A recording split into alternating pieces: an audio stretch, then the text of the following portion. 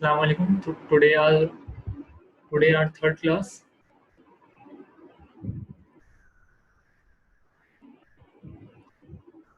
So our first topic is how to create HTML file and how to open HTML file with browser. सबसे पहले हमने ये एक folder बनाया हुआ है. इस फोल्डर को ओपन करेंगे. क्लास 03 का नाम से फोल्डर है. यहाँ पर हम लिखेंगे CMD. ये हमें कमांड प्रॉम्प्ट ओपन करके दे देगा. यहाँ पर आगे कोड लिखेंगे. हमारा जो पूरा का पूरा फोल्डर है क्लास 03 का वो विजुअल स्टूडियो कोड के साथ ओपन हो जाएगा. इंट्रोडक्शन वीडियो क्योंकि उसकी रिकॉर्डिंग शेयर नहीं हुई थी तो इसकी वजह से क्वेरीज आ रही थी कि किस तरह से HTML की फाइल क्रिएट करते हैं और उसको ओपन करते हैं. इसलिए ये स्पेशली हमने शुरू में इसके लिए टाइम निकाला है. यहाँ पर आके न्यू फाइल करा. यहाँ पे index.html. ये हमारी HTML की फाइल जनरेट हो चुकी है.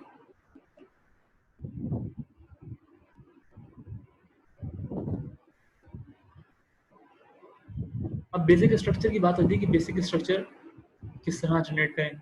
हम सारा कोड तो नहीं लिख सकते क्योंकि हमें जब बार बार फोल्डर बनाने हैं, बार बार फाइल्स बनानी है, तो कोई ऐसी ट्रिक हो कि हम स्ट्रक्चर को आसानी से जनरेट कर सकें. तो उसका तरीका इंट्रोडक्शन वीडियो में वो भी बताया गया था, लेकिन क्योंकि रिकॉर्डिंग नहीं शेयर हुई तो इसकी वजह से बहुत सारों को पता नहीं चला. शिफ्ट दबा के एक्सक्लेमेटरी का साइन लगाएंगे और एंटर कर देंगे. ये हमारे पास HTML का बेसिक स्ट्रक्चर जनरेट हो चुका है. यहाँ डॉक्यूमेंट की जगह लिख देते हैं क्लास 03. हेलो,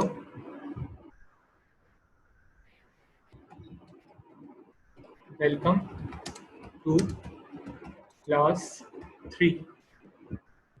अब ये हमने अपनी HTML का बेसिक स्ट्रक्चर और उसमें टेक्स्ट लिख दिया है. अब हमें इसको अपने ब्राउजर के साथ ओपन करना है. ठीक है, यहाँ पर फाइल्स में सबसे पहले हमने यहाँ पर ऑटो सेव करके रखा हुआ है. अगर मैं ऑटो सेव से हटा दूँ तो मुझे जब भी कोडिंग में यहाँ पर करूँगा मुझे Ctrl+S से सेव करना पड़ेगा, लेकिन मैंने यहाँ पर आके इसको ऑटो सेव कर दिया. अब जब भी मैं जो भी कोड यहाँ पर लिखूंगा वो खुद ही मेरे फोल्डर में सेव हो जाएगा. इसको मिनिमाइज करा. ये वो हमारा फोल्डर है क्लास 03 का जिसमें हमने index.html की फाइल विजुअल स्टूडियो कोड पे आके जनरेट करी है. इसको हमने ओपन करा.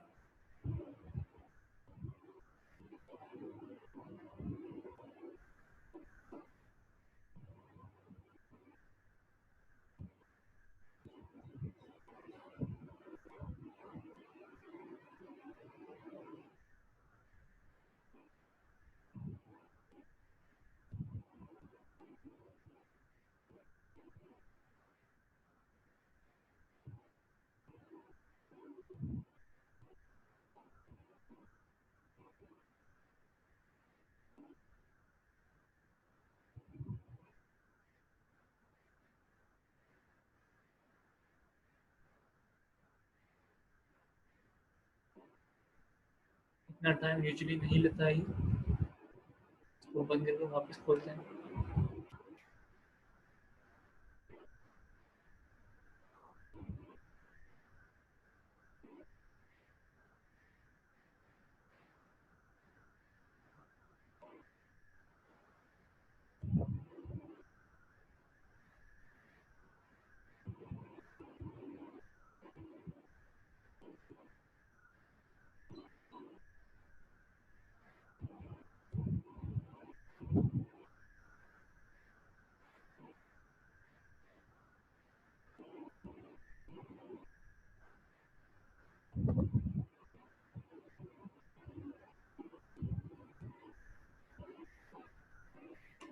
ये हमारे पास हमारी index.html की फाइल ब्राउजर में ओपन हो चुकी है.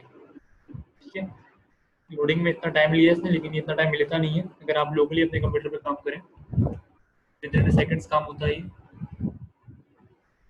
इसको क्लोज कर देते हैं और अब हमारे विजुअल स्टूडियो कोड में आ गए हैं. यहाँ पर आके आज का जो भी लेक्चर है वो हम यहाँ पर कवर करेंगे.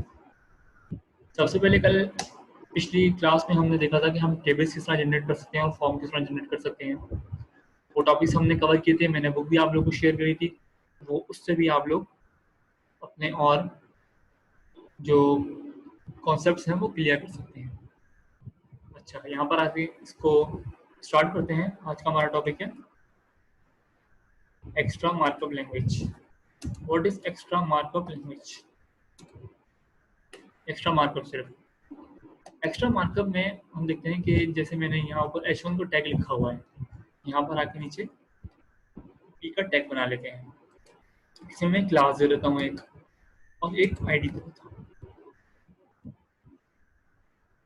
और इससे पहले एक कमेंट दे देता हूँ क्लास 03। अच्छा, ये जो मैंने कमेंट दिया है और ये जो मैंने आईडी दी है और ये जो मैंने क्लास दी है, ये सब आता है एक्स्ट्रा मार्कअप लैंग्वेज में। ये कमेंट भी एक्स्ट्रा मार्कअप में आता है, आईडी भी एक्स्ट्रा मार्कअप में आती है और क्लास भी एक्स्ट्रा मार्कअप में आती है।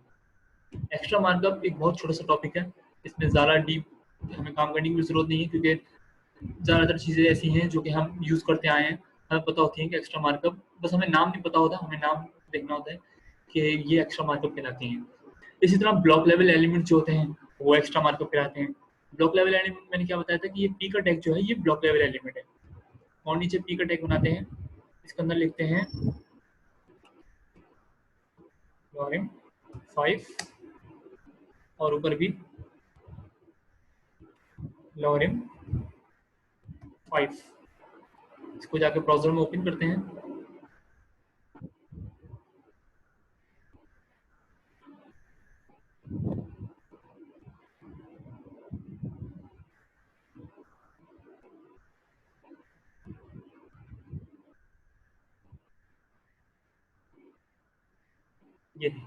ये दो पी के टैग हैं, लेकिन दोनों अलग अलग लाइन में दिखे हैं। हमें ये टेक्स्ट खत्म होने के बाद जो दूसरा पी का टैग है वो इसके साथ नहीं दिखा, इसका मतलब जो पी का टैग होता है वो ब्लॉक लेवल एलिमेंट होता है। अगर ये इनलाइन होता तो ये जो नीचे वाला पी का टैग है ये इसके यहाँ से स्टार्ट हो जाता। ठीक है, इनलाइन और ब्लॉक लेवल में क्या फर्क है ये हमने देख लिया। ये हमारा एक्स्ट्रा मार्किंग का टॉपिक खत्म हो गया, और हमारी जो HTML है वो भी तकरीबन यहाँ पर एंड हो जाती है। इसके बाद हम देखते हैं कि हम CSS में किस तरह काम कर सकते हैं। CSS में हम किस तरह काम करते हैं और क्या काम करते हैं। ये जो मैंने क्लास और आईडी जनरेट की है, इसका जो इस्तेमाल होता है वो CSS में ही होता है। यहाँ पर मैं इसको क्लास दे देता हूँ सैम्पल,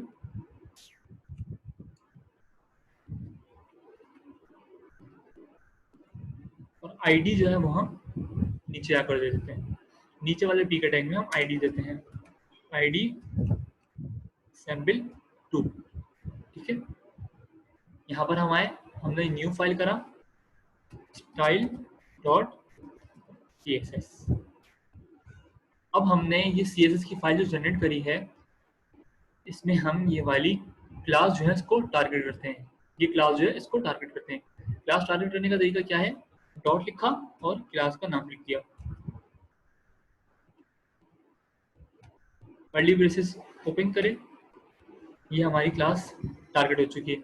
अब हम इस क्लास के अंदर जो भी काम करेंगे वो हमारा जो पी का टैग है, इस पी के टैग में स्टाइलिंग करेगा। ठीक है, सबसे पहले मैं कह देता हूँ कि मुझे कलर चाहिए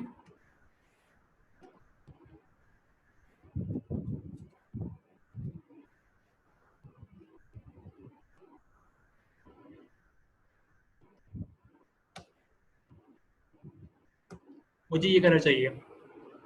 ठीक है, मैं कहता हूँ सैंपल वाली की, जहाँ पर सैंपल लिखा हुआ है, सैंपल जो जिसकी क्लास है, ये जो क्लास सैंपल, इसका जो टेक्स्ट है इसका कलर कर दो, ये जो हमने यहाँ पे डिफाइन करा है ग्रे सा कलर है, हमने कहा कि ये कलर हो जाए।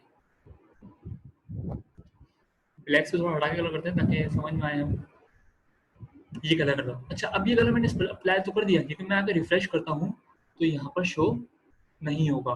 शो ना होने की वजह क्या है? वजह ये है कि सबसे पहले हम index.html की फाइल में आते हैं। हेड के टैग के अंदर टाइटल से पहले हमने इस फाइल को लिंक करना है। Link href style.css well style sheet. अब हमारी जो CSS की style.css की फाइल है वो हमारी HTML की फाइल से कनेक्ट हो चुकी है। अब हम यहाँ पर आते हैं, इसको रिफ्रेश करते हैं, तो हमारा जो ये पहला पैराग्राफ था इसका कलर चेंज हो चुका है। ठीक है, इसी तरह हम इसका बैकग्राउंड कलर भी चेंज कर सकते हैं। हम कहते हैं कि बैकग्राउंड कलर चेंज कर दो, बैकग्राउंड कलर एक्वा। अच्छा, कलर जो है हम 3 तरह से दे सकते हैं। हेक्सा कलर भी दे सकते हैं, ये हेक्सा कलर होता है, या हम इस तरह से खुद से कलर लिख भी सकते हैं, एक्वा, वाइट, ब्लैक, ग्रीन, कुछ भी। और हम RGB की इसमें दे सकते हैं कलर को। जैसे अगर मैं यहाँ पर आके इसको हटा देता हूँ और आता हूँ RGB, ब्रैकेट्स ओपन करते हैं, मैं कहता हूँ सबसे पहले मेरे पास रेड जो है वो 40 हो जाए, ग्रीन जो है वो 200 हो जाए, और ब्लू जो है वो 60 हो जाए। इसने हमारे पास ये ग्रीन कलर बना दिया, क्योंकि हमने ग्रीन का कलर जो है वो चला रखा हुआ है। अगर मैं इसको 20 कर देता हूँ और इसको मैं 230 कर देता हूँ, तो ये हमारा रेड सा कलर होगा। लेकिन क्योंकि हमारा बैकग्राउंड भी रेड है तो हमें रेड सा नहीं चाहिए कलर, हम इसको कर लेते हैं 200।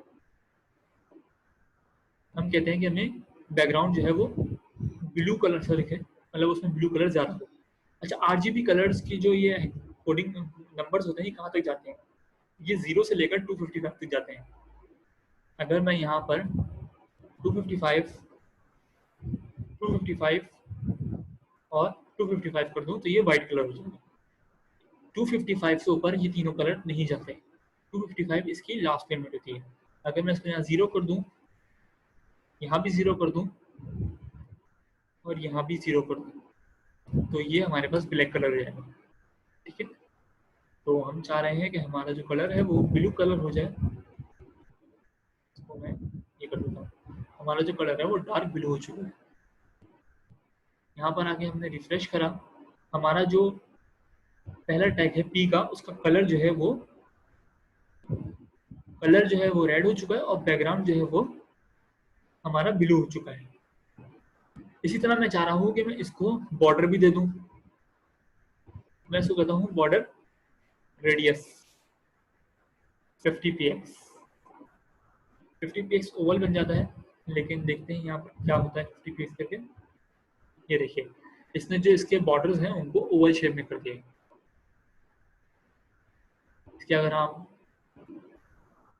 बॉर्डर्स को देखें तो पहले ये बिल्कुल सीधे थे, अब ये ओवल शेप में हो चुके हैं। इसी तरह हम इसका जो टेक्स्ट है उसको टेक्स्ट अलाइन करके सेंटर भी कर सकते हैं।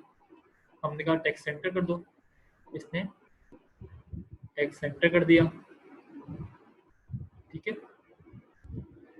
अच्छा, इसका जो बैकग्राउंड है वो थोड़ा लाइट कर देते हैं।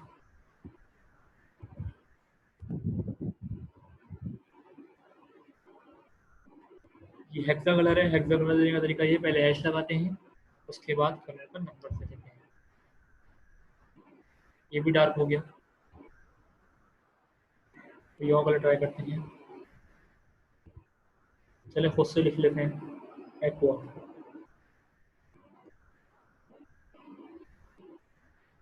जब भी खुद से कलर लिखेंगे तो उसमें हैश नहीं लगेगा, जब भी हम कलर का नाम लिखेंगे। अब थोड़ा क्लियर हो गया। ठीक है, हमने कलर किस तरह देते हैं ये भी देख लिया, हम टेक्स्ट अलाइन किस तरह करते हैं हमने ये भी देख लिया। अब हम देखते हैं कि हम अपने फॉन्ट को किस तरह से टारगेट करते हैं। सबसे पहले हम फॉन्ट साइज देखते हैं कि फॉन्ट साइज क्या है। फॉन्ट साइज ये है कि हमने अपने फॉन्ट को लार्ज करना है, मीडियम करना है, स्मॉल करना है, जो भी करना है हम कर सकते हैं। लेकिन हम यहाँ पर नंबर का इस्तेमाल करते हैं। हम कहते हैं कि 35 पिक्सल हो जाए हमारा टेक्स्ट। हमारा जो फॉन्ट है वो 35px है, फॉन्ट बड़ा हो गया, 35px हो गया। इसी तरह हम इसको छोटा भी कर सकते हैं। हम चाह रहे हैं कि हमारा जो फॉन्ट है वो छोटा हो जाए। हमने इसको रिफ्रेश करा, ये बिल्कुल स्मॉल हो गया, इतना स्मॉल हो गया कि देखने में भी पतला हो रहा है। अगर हम ब्राउजर को और जूम करते हैं तो हम देख सकते हैं इसको, लेकिन हम 200 पे ले जाते हैं इसको, और इसका जो साइज है वो स्टैंडर्ड कर देते हैं। स्टैंडर्ड 15 होता है, लेकिन हम इसको 25 px कर देते हैं, ये स्टैंडर्ड से बड़ा। ठीक है, अब हम देखते हैं कि हम अपने फॉन्ट को डेकोरेशन किस तरह कर सकते हैं। सॉरी सॉरी, फॉन्ट की जो स्टाइल है उसको किस तरह चेंज कर सकते हैं। फॉन्ट वेट, हमने कहा किसको बोल्ड कर दो, फॉन्ट बोल्ड हो गया। इसी तरह हम फॉन्ट की फैमिली भी दे सकते हैं। हमने कहा कि font family, font family, sorry, font family. Font family में क्या होता है कि हमने फॉन्ट का नाम बताना होता है। सबसे जो ज़्यादा यूज होने वाला है वो है सैंस सेरिफ, ये फॉन्ट का नाम है। फॉन्ट फैमिली से अगर आप गूगल पे आके सर्च करेंगे तो आपको वहाँ से फॉन्ट फैमिलीज मिल जाएंगी HTML की। फॉन्ट का जो स्टाइल है वो चेंज हो चुका है। ठीक है, कुछ और ले लेते हैं यहाँ पर फॉन्ट का।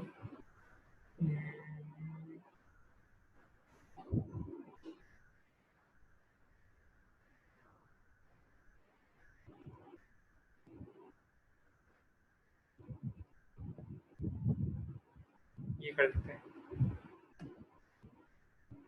अब वहाँ के अपना टेक्स्ट देखते हैं, तो टेक्स्ट थोड़ा सा इसमें फ़र्क आया है। अगर हम देखें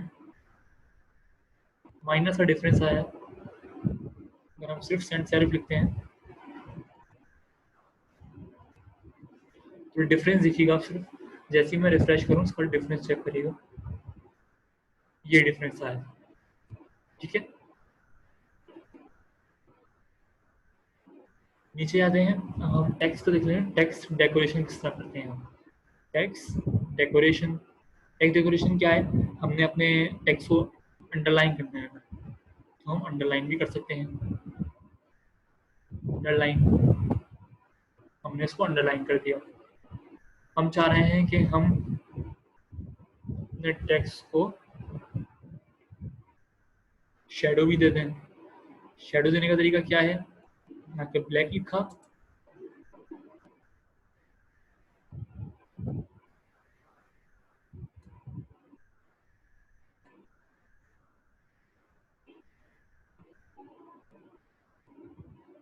ये हमारे टेक्स्ट को शेडो आ चुका है।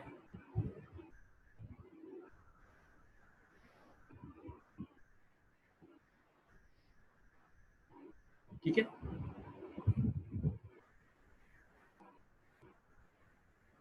इसको भी बंद कर देते हैं, ये थोड़ा और लाइट हो गया। इसको अगर मैं 5 px कर देता हूँ तो ये बहुत ज़्यादा डार्क हो जाएगा। ठीक है, इस तरह से डिस्टेंस बढ़ा सकते हैं हम, कि हमारा शेडो है उसका डिस्टेंस किस तरह बढ़ेगा।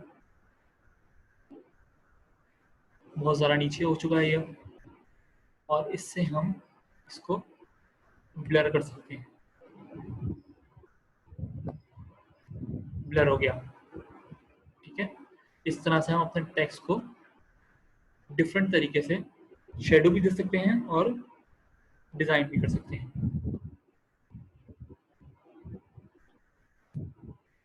टेक्स्ट ट्रांसफॉर्म, इससे हम अपने टेक्स्ट को ट्रांसफॉर्म कर सकते हैं। हम चाह रहे हैं कि हमारे टेक्स्ट है वो अपर केस या लोअर केस हो जाए, या ऐसे बहुत सारी चीज़ें भी हैं तो आप ट्राई कर सकते हैं, लेकिन ज़्यादातर यूज होने वाली चीज़ें जो हैं वो अपर केस और लोअर केस। मैं कहता हूँ कि मेरा सारा केस जो है वो अपर केस हो जाए, सारा जो मेरा टेक्स्ट है वो अपर केस हो चुका है। ठीक है, अच्छा, पहले हमने क्लास देख ली कि हम क्लास को किस तरह टारगेट कर सकते हैं और स्टाइलिंग किस तरह कर सकते हैं। ठीक है, अब हम देखते हैं हम आईडी को किस तरह टारगेट कर सकते हैं। नीचे वाला जो हमारा टेक्स्ट है वो आईडी है, हमने उसको आईडी से टारगेट किया हुआ है, मतलब आईडी का मार्कअप या एट्रीब्यूट दिया हुआ है। हम यहाँ पर आते हैं, हैश लिखते हैं और यहाँ लिखते हैं सैम्पल 2। अब हमारी आईडी टारगेट हो चुकी है। ठीक है, आईडी टारगेट हो गई। अब आईडी को किस तरह स्टाइल दे सकते हैं, आईडी को भी सेम तरीके से स्टाइलिंग दे सकते हैं। तो हम सीधा इसको कॉपी करते हैं और यहाँ पर आके पेस्ट कर देते हैं। आईडी और क्लास को टारगेट करने का तरीका सिर्फ डिफरेंट है। आईडी को हम हेड से और क्लास को हम डॉट से टारगेट करते हैं। बाकी अंदर स्टाइलिंग किस तरह होती है, दोनों पे स्टाइलिंग किस तरह लगती है, वो सब सेम है।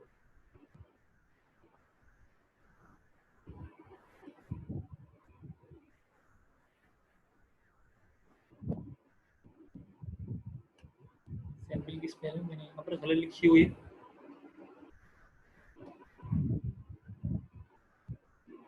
दोनों में सेम स्टाइलिंग हो चुकी है। ये क्लास है और ये हमारी आईडी है, लेकिन दोनों में स्टाइलिंग सेम हो गई है, सिर्फ टारगेट करने का तरीका डिफरेंट है। ठीक है, इसका कलर चेंज कर देते हैं।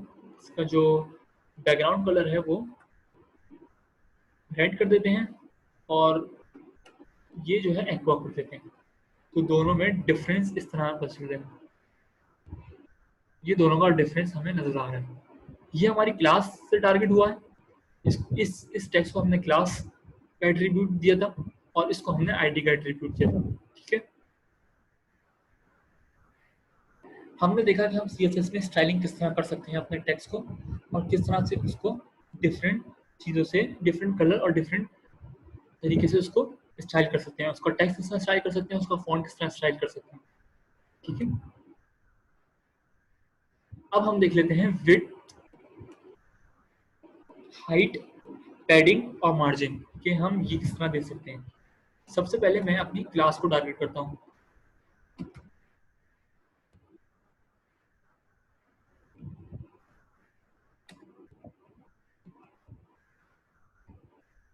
सैंपल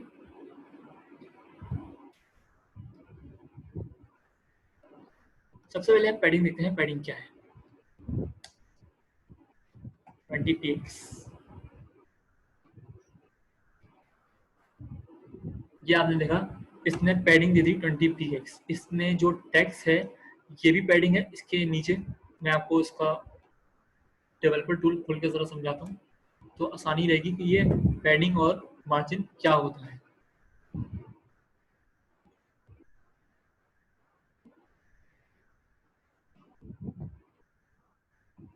डेवलपर टूल ओपन हो चुका है। अगर देखें तो हमारी वेबसाइट अभी भी रिस्पॉन्सिव है, क्योंकि हमने मेटा के टैग्स यूज किए हुए हैं। तो देखें, इसने अपने आप को खुद ही एडजस्ट कर लिया। एलिमेंट्स में आते हैं।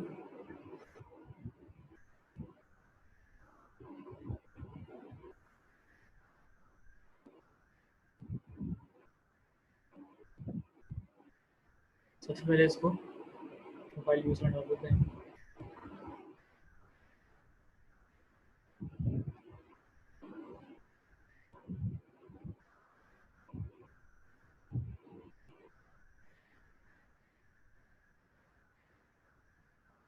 ये हमारा पहला पी का टैग है।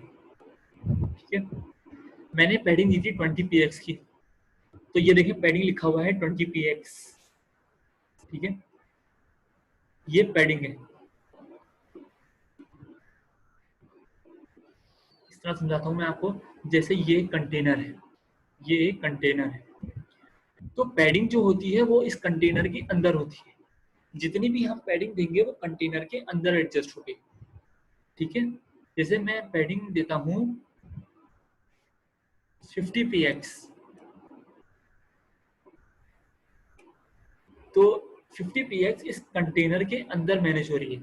यहां से भी 50 px आ रही है, यहां से भी 50 px आ रही है, टॉप से भी 50 px आ रही है, बॉटम से भी 50 px आ रही है। ये पैडिंग है जो कि कंटेनर के अंदर काम करती है।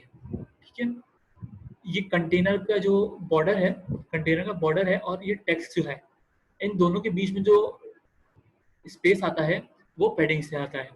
लेकिन मैं चाह रहा हूँ कि मेरा जो ये कंटेनर है, एक ये कंटेनर है और एक ये नीचे वाला कंटेनर है, मैं इन दोनों के बीच में जो है स्पेस लाऊं। तो इन दोनों के बीच में स्पेस लाने का तरीका ये है कि मैं मार्जिन दूं।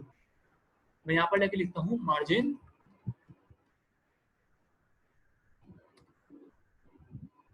बॉटम 50, बल्कि इसको बढ़ा देते हैं ताकि हमें फर्क पता चल जाए। अच्छा, मैंने मार्जिन बॉटम यूज किया है। ये कंटेनर के बाहर मार्जिन लेफ्ट है, ये मार्जिन टॉप है, ये मार्जिन राइट है और ये मार्जिन बॉटम है। तो मैंने मार्जिन बॉटम दी है। तो ये देखें सिर्फ टॉप से, सिर्फ बॉटम से मार्जिन आई है, टॉप से कोई मार्जिन नहीं आई, लेफ्ट से कोई मार्जिन नहीं आई, और ये राइट से भी कोई मार्जिन नहीं आई, सिर्फ इसने बॉटम से मार्जिन दे दी। तो मार्जिन किस तरह काम करती है? मार्जिन कंटेनर के बाहर जितनी हमें स्पेस देनी होती है, ये एक कंटेनर है और ये दो कंटेनर है, इन दो कंटेनर के दरमियान में हमने जितनी स्पेस देनी है वो मार्जिन यूज करके यूज आती है। और हमने कंटेनर के अंदर, और कंटेनर के अंदर जो भी हमने टेक्स्ट लिखा हुआ है या जो भी चीज हमने लिखी है, उसमें हमने जितना स्पेस देना है वो हम पैडिंग से कंट्रोल करते हैं। ठीक है, पैडिंग और मार्जिन कॉन्सेप्ट क्लियर हो गया। पैडिंग और मार्जिन हम चार तरीके से भी दे सकते हैं। जैसे मार्जिन,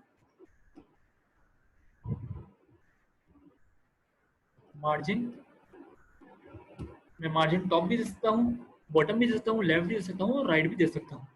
ठीक है, अगर मैं चाह रहा हूँ कि मैं अपने लेफ्ट राइट बॉटम टॉप पे सेम मार्जिन या पैडिंग दूं, तो मैं सीधा सीधा सिर्फ यहाँ जैसे मैंने पैडिंग लिखा है, सिर्फ मैंने पैडिंग लिख दिया, तो अब ये मेरा लेफ्ट राइट बॉटम और टॉप चारों तरफ से सेम पैडिंग दे देगा। इसने टॉप बॉटम राइट और लेफ्ट चारों तरफ से सेम हमें पैडिंग दे दी है। ठीक है, अगर मैं यहाँ पर सिर्फ मार्जिन लिख देता हूँ तो ये हमें 100px top right bottom left सब जगह से सेम हमें मार्जिन दे देगा। इसने यहाँ से भी 100 कर दी, टॉप से भी 100 कर दी, राइट से भी 100 कर दी, बॉटम से भी 100 कर दी, सब जगह से इसने 100 कर दी। ठीक है, मार्जिन और पैडिंग, इसकी अगर आप प्रैक्टिस भी करें तो आपको और इसकी चीज़ें क्लियर होंगी। इसका बेसिक कॉन्सेप्ट जो था, बेसिक कॉन्सेप्ट था वो मैंने आपको बता दिया है।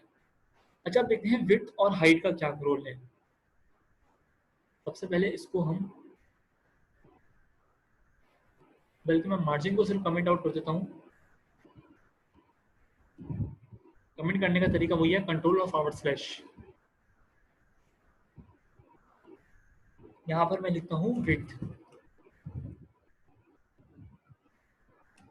20px, बहुत छोटे बहुत कम विड्थ है, लेकिन ये देखें मैंने विड्थ को कम कर दिया है, लेकिन हमारा टेक्स्ट जो है वो उससे बाहर आ रहा है, क्योंकि हमने अपनी टेक्स्ट जो है उसको एडजस्ट नहीं किया है, हमने सिर्फ इस कंटेनर को एडजस्ट किया है। ठीक है, कंटेनर की विड्थ को एडजस्ट कर रहे हैं हमसे। इसी तरह अगर मैं इसको 100 कर दूं, 100px,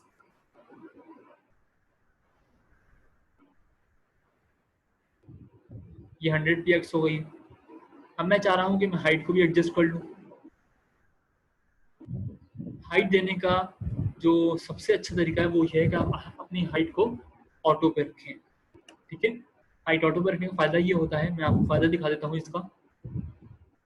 ये हमने हाइट 100 दे दी। ठीक है, अब मैंने हाइट 100 दी हुई है। अब मैं यहाँ पर अपने पी के टैग में आता हूँ और मैं यहाँ पर टेक्स्ट और दे देता हूँ, लॉरेम 10। ठीक है, यहाँ पर आके हम इसको रिफ्रेश करते हैं तो हमारा जितना भी टेक्स्ट है वो हमारा हमारे कंटेनर से बाहर जा रहा है। ठीक है, एडजस्ट नहीं हो रहा, तो इसलिए हम यहाँ पर आके कहते हैं इसको कि भाई हाइट जो है वो ऑटो रखो, जितना ज़्यादा टेक्स्ट हो उसके हिसाब से अपने आप को मैनेज करो, हाइट को मैनेज करो। अब देखें इसने हाइट को मैनेज कर लिया, विड्थ को मैनेज नहीं करा क्योंकि विड्थ हमने ऑटो नहीं करी हुई। अगर हम यहाँ पर आके 100px और ऑटो लिख देते हैं, ऑटो, तो क्या ये काम करेगी? लाजमी काम करेगी, इसने ऑटो कर दी। ठीक है, अब अगर हम इसको 100px ना भी लगाएं तो कोई मसला नहीं, क्योंकि उसने ऑटो देखा और वो जितना भी टेक्स्ट है उसके हिसाब से उसको एडजस्ट कर देगा। ठीक है,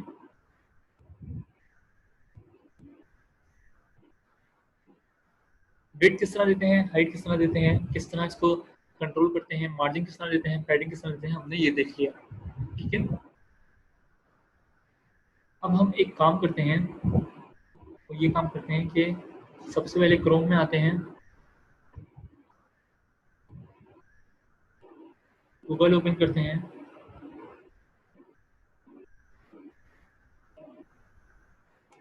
सिंपल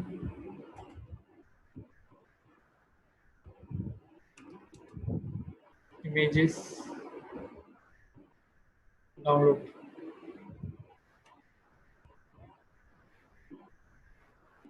इस इमेज को खोलते हैं।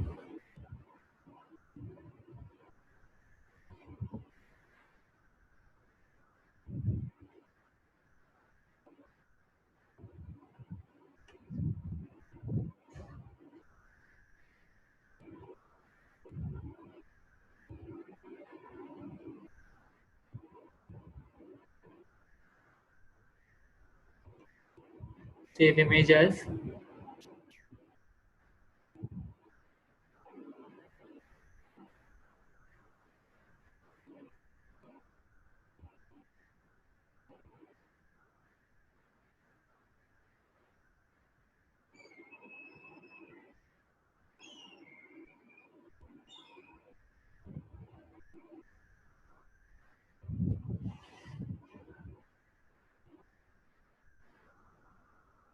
इंडेक्स डॉट एचटीएमएल में आते हैं। पी के टैग के बाहर इमेज का टैग बनाते हैं। सोर्स डाउनलोड हो चुकी है हमारी फाइल। यहाँ पर इसको नाम मैंने बताया था कि आप कुछ भी दे सकते हैं, लेकिन एक्सटेंशन जेपीजी, जेपीईजी और पीएनजी ही होना चाहिए। यहाँ पर आते हैं, इसको रिफ्रेश करते हैं तो हमारे पास इमेज भी शो हो चुकी है। ठीक है। अच्छा, HTML जब हम कंप्लीट कर लेते हैं और हम CSS में आते हैं, तो CSS में काम करने से पहले हम एक काम करते हैं, वो ये होता है, स्टेरिक का साइन लगाया, मार्जिन 0,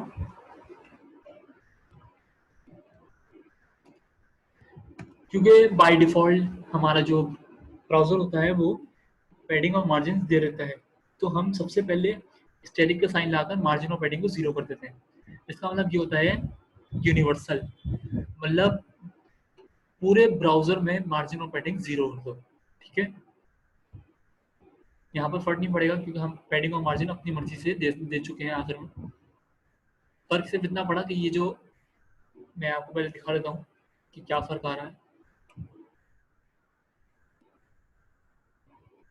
फर्क ये आ रहा है, ये देखें, जो मार्जिन आ रही है ना, इस मार्जिन को हमने खत्म किया है।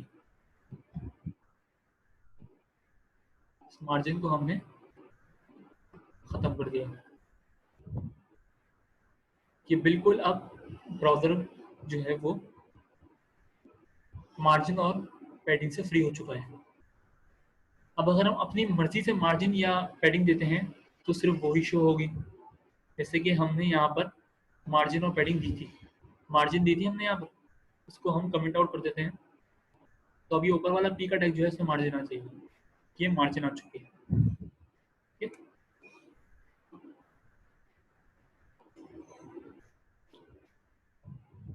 इसको हम 50 कर देते हैं। अच्छा, अब इससे हम बाहर आते हैं और हमने जो इमेज लगाई है उस इमेज को हम किस तरह कंट्रोल करते हैं वो हम देखते हैं। सबसे पहले इमेज की विड्थ और हाइट, जो कि मैंने पहले ही बताई थी कि किस तरह कंट्रोल करते हैं। हमने कहा कि हमारी पिक जो है वो 100 by 100 की हो जाए। सबसे पहले बेसिक तो हम ये काम करते हैं कि हम अपनी इमेज जो है उसको एडजस्ट कर लेते हैं। ठीक है। यहाँ पर बी आर का टैग लगा देता हूँ, ठीक है, स्पेस नहीं आ रहा है, बी आर। अब ये स्पेस आ चुका है। ठीक है। अब मैं अपनी इमेज को चाह रहा हूँ कि भाई ये तो लेफ्ट पे शो हो रही है, तो मैं इसको राइट पे किस तरह लेकर आऊँ। तो इसको राइट पे आने का तरीका ये है, मैं फ्लोट राइट कर दूँ। मैंने फ्लोट राइट लिखा, ये राइट पे चली गई। ठीक है। अब मुझे तो सेंटर में लाना है, तो मैं यहाँ पे लिखता हूँ सेंटर। ठीक है। अभी सेंटर होगी नहीं होगी?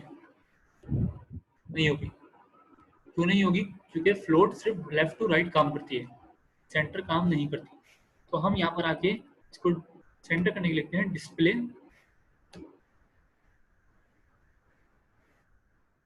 ब्लॉक से। वैसे काम हो जाएगा, लेकिन अगर नहीं होता, नहीं हुआ,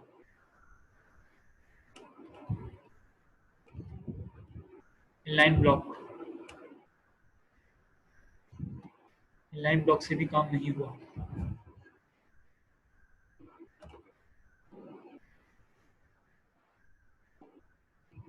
इनलाइन फ्लेक्स से हो सकता है काम हो जाए।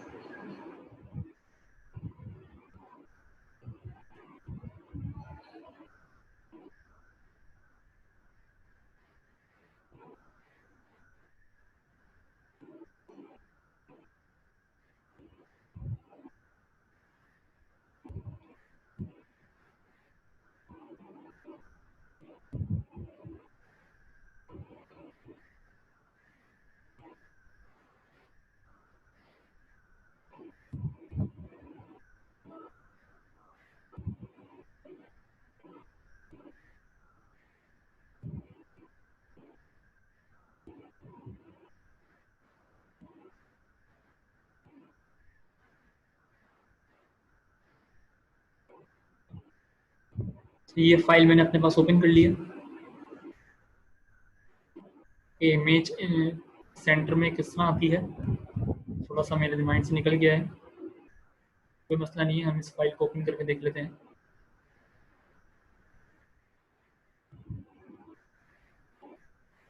डिस्प्ले ब्लॉक, यहाँ पर देखें लोगो डिस्प्ले ब्लॉक हुआ हुआ है, मार्जिन 1px ऑटो। ठीक है, इसको हम यहाँ से कॉपी करते हैं और यहाँ पर आके पेस्ट कर देते हैं।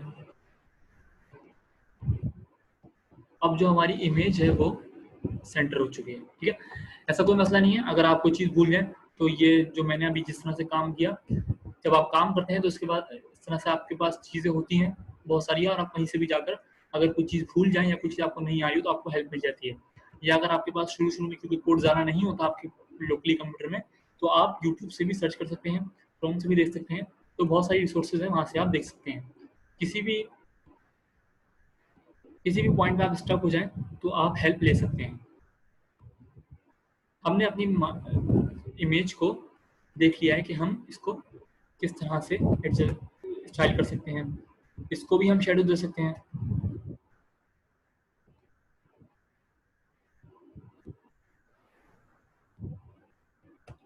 Border,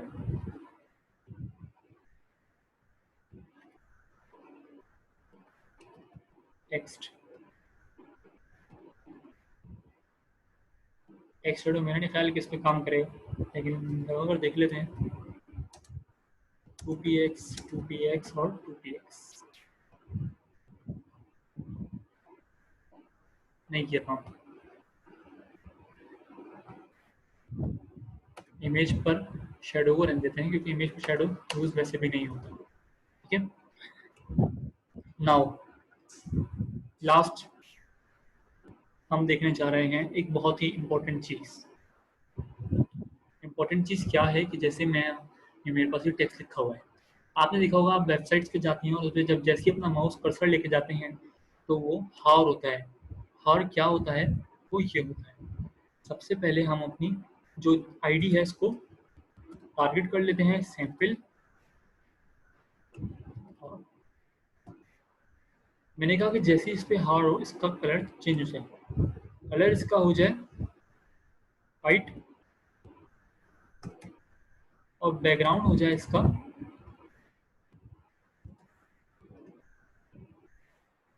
black. ठीक है, सो आगे रिफ्रेश करते हैं।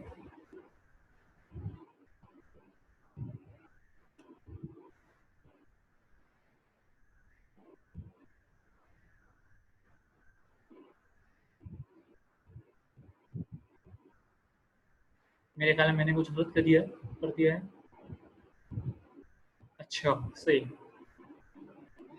हावर का जो कॉन्सेप्ट है वो एंकर टैग में हमने, जब हम एंकर टैग कर रहे थे तो वहाँ पर हमें कर लेना चाहिए था, लेकिन क्योंकि हमने वहाँ नहीं करा तो इसलिए हम इसको यहाँ देख लेते हैं।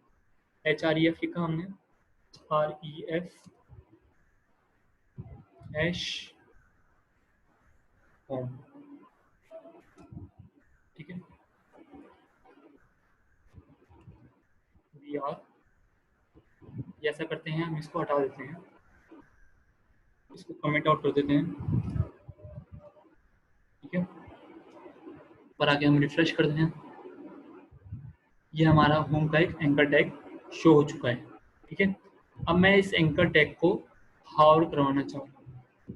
मैं यहाँ पर आता हूँ और इसको हावर कर देता हूँ, रिफ्रेश, ये देखिए हावर ये काम करता है। जैसे इस पे मैं माउस लेके जा रहा हूँ, इसका कलर और बैकग्राउंड कलर चेंज हो रहा है। अच्छा, यहाँ पर ये चेंज शो हो रहा है ब्लू कलर में, और हम चाह रहे हैं कि हमारा जो एंकर का टैग है वो ब्लैक में शो हो जाए। तो हम यहाँ पर एंकर को टारगेट करते हैं और इसको कहते हैं कलर ब्लैक। ठीक है, ये ब्लैक हो चुका है। अब मैं चाह रहा हूँ इसके नीचे अंडरलाइन है, अंडरलाइन भी गायब हो जाए। सॉरी, टेक्स्ट डेकोरेशन, मैंने कह दिया कि कोई भी टेक्स्ट डेकोरेशन मुझे नहीं चाहिए। इसके नीचे अंडरलाइन हट चुकी है। ठीक है, इसको थोड़ा सा हम मार्जिन से इसको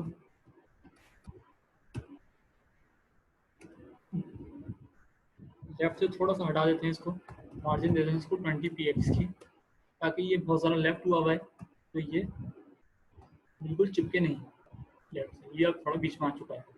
अच्छा, अब मैं चाह रहा हूँ कि मैं इसको हावर करवा रहा हूँ, तो अभी तो देखें जब हम इसको हावर करवा रहे हैं तो ये एकदम से शो हो रहा है। मैं ट्रांजिशन करवाना चाह रहा हूँ, मैं कह रहा हूँ कि ट्रांजिशन भी हो,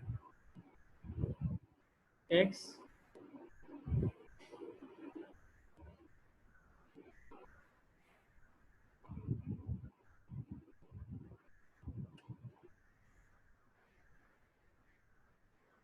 ट्रांजिशन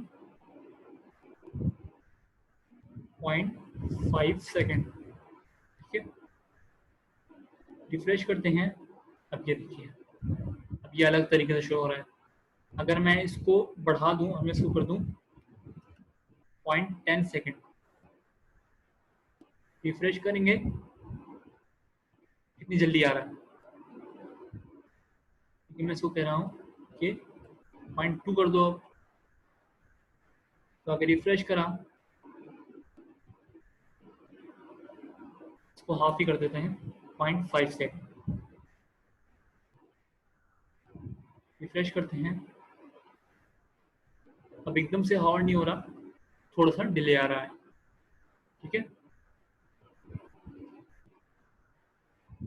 अच्छा, अब मैं चाह रहा हूँ कि जैसे ही मैं इस पर हावर करूँ इसका बॉर्डर रेडियस भी हो जाए। Border radius 50 px, sorry 50%, not 50 px।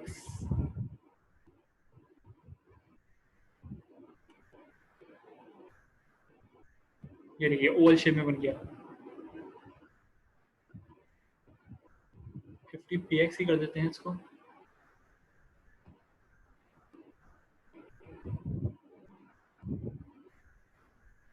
लेकिन क्योंकि हमारा एंकर टैग का जो फॉन्ट साइज है वो ज़्यादा बड़ा है, तो हम इसको फॉन्ट साइज कर देते हैं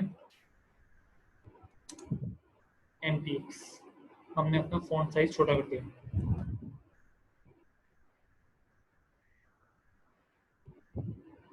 और पैडिंग दे दी, पैडिंग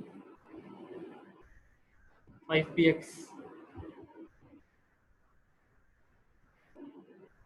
अब ठीक है, ठीक है। अब जैसे इस पे हम हावर कर रहे हैं, इसका कलर और बैकग्राउंड कलर चेंज हो रहा है। ठीक है,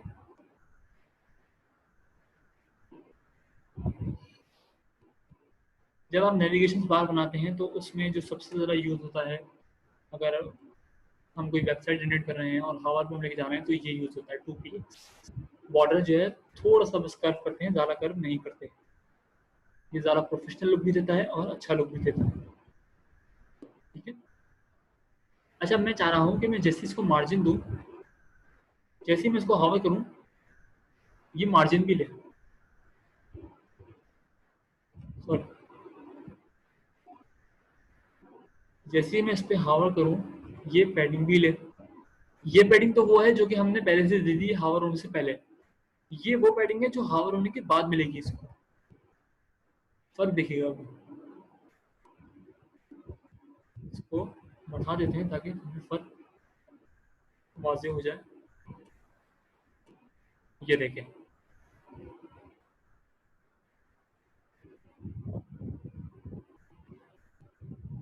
ठीक है। थोड़ा सा कम कर देते हैं इसको, 8px।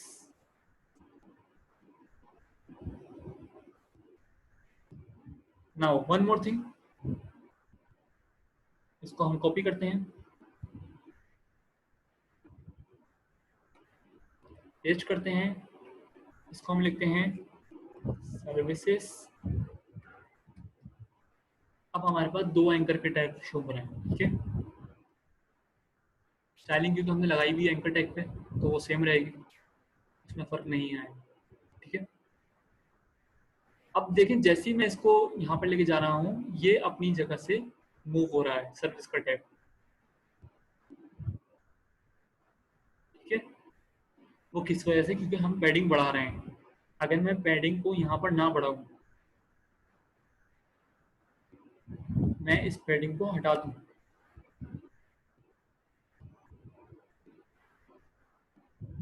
अब ये सर्विसेज अपनी जगह से मूव नहीं हो रहा, ठीक है। कमेंट आउट कर देते हैं क्योंकि हम चाह रहे हैं कि सर्विसेज भी अपनी जगह से मूव हो। अच्छा, हमने ब्लॉक लेवल और इनलाइन एलिमेंट्स की बात करी थी, तो ये जो एंकर का टैग है ये भी ब्लॉक लेवल है, लेकिन इस वक्त अगर हम देखें तो ये इनलाइन बन चुका है, होम के बाद सर्विसेज आ चुका है, ठीक है। वो किस वजह से कि हमने टेक्स्ट डेकोरेशन भी बिल्कुल खत्म कर दी है इसकी, ठीक है।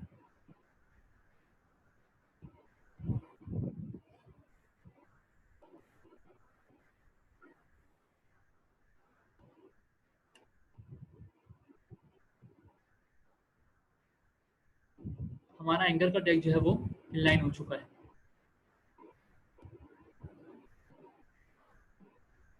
टी का टैग हमने देखा था कि वो ब्लॉक लेवल एलिमेंट था, एंकर का टैग हम देख रहे हैं कि ये इनलाइन एलिमेंट है। इनलाइन एलिमेंट क्या कि होम के बाद सर्विसेज शो हो रहा है, ठीक है।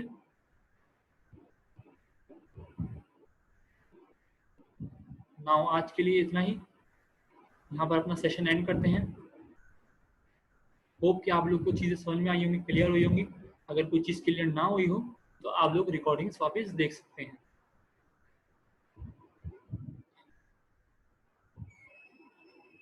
एक और चीज़ जो कि मैं चाह रहा हूँ कि दिखाना, वो ये कि टेक्स्ट ट्रांसफॉर्म अपर केस, कि जैसे ही मैं इसको कवर करूँ इसका जो टेक्स्ट है वो अपर केस हो जाए, ठीक है। अब ये चीज़ें आप लोग को और अच्छी क्लियर हो गई होंगी और आप लोग को समझ हो कि आप स्टाइलिंग किस तरह से दे सकते हैं, ठीक है। Thank you so much for today class. अगर कोई चीज़ क्लियर ना हुई हो तो वीडियो आप लोग वापस देख सकते हैं। अगर मेरे से वीडियो बनाते हुए कोई गलती हुई हो या मैंने कुछ चीज़ गलत कर दी हो तो आप लोग अपना फीडबैक भी शेयर कर सकते हैं, कमेंट्स में बता सकते हैं, और कोई भी क्वेरी हो तो व्हाट्सएप ग्रुप में पूछ सकते हैं। थैंक यू सो मच, अल्लाह हाफिज़।